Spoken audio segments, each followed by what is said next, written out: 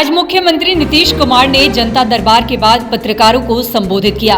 वहीं इस दौरान सीएम ने राजद पर निशाना साधते हुए कहा कि राजनीति में परिवारवाद शामिल होना अच्छी बात नहीं। किसी भी पद पर चयनित पार्टी के लोग हो सकते हैं।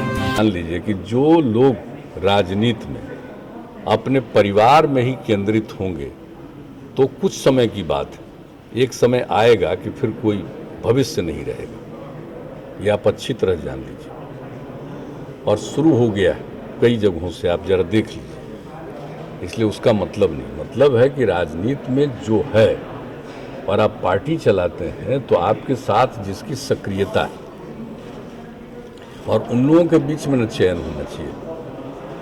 चयन होगा परिवारवाद का और शुरू से यही करिएगा कि जिनका कोई अनुभव नहीं है, जिनको कोई जानकारी नहीं है, आप सीधे उसको किसी पद पर रख देते हैं और अपने पार्टी के पद पर रख देते हैं, तो वो बात नहीं। बहुत ही वहीं इसको लेकर राजद प्रवक्ता एजाज अहमद ने पलटवार करते हुए कई उदाहरण देते हुए कहा कि डॉक्टर के बेटे अगर डॉक्टर हैं तो इसमें क्या बुराई है। देखिए, सबसे बड़ी बात है कि जिसके पास परिवार नहीं है या परिवार उसका योग्य नहीं है वही ऐसी बातें करते हैं।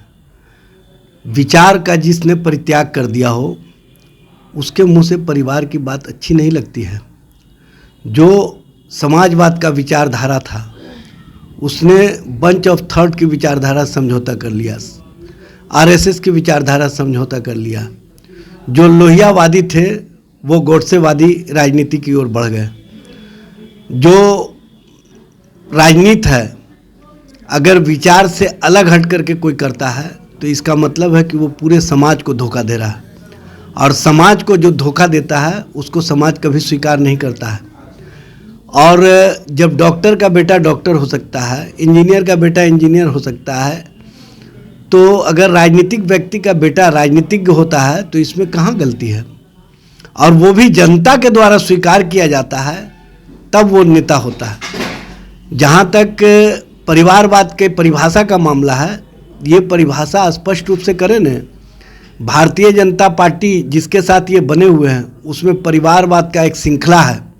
अमित शाह का बेटा जय शाह, क्या ये परिवारवाद की श्रेणी में नहीं आते हैं?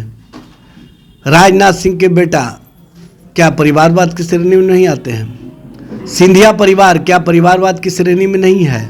अपना परिवारवाद आपको स्वीकार, दूसरे का परिवारवाद अस्वीकार। और आपके साथ जो इर्द गिर्द में हैं वो भी परिवारवाद के पोषक हैं। अशोक चौधरी जी क्या हैं? स्पष्ट कीजिए न। दूसरे पर कीचड़ उछालने से पहले ये देख ले कि मेरे तरफ भी 3 उंगली आ रही है।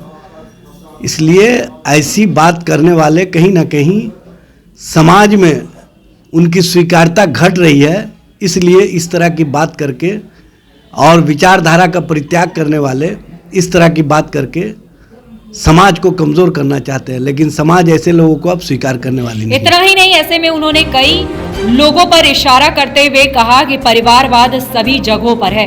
पटना से 24 टीवी इंडिया न्यूज के लिए प्रवीण कुमार की रिपोर्ट।